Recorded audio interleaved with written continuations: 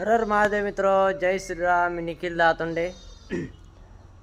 शिर्डी साईबाबा येथून 12 ज्योतिर्लिंग 4 धामची सायकल यात्रा करीत आहे. तर आज मी तमिळनाडूमध्ये वैपर या गावामध्ये आजचा माझा 47वा मुक्काम आहे मित्रांनो. तर आपण आज 71 किलोमीटर आलेलो आहे सायकलवर. तर आपला आज मुक्काम या मंदिरामध्ये आहे. चला आता तुम्हाला मंदिर दाखवतो. हे बघा, हे पूर्ण मंदिर आहे मित्रांनो.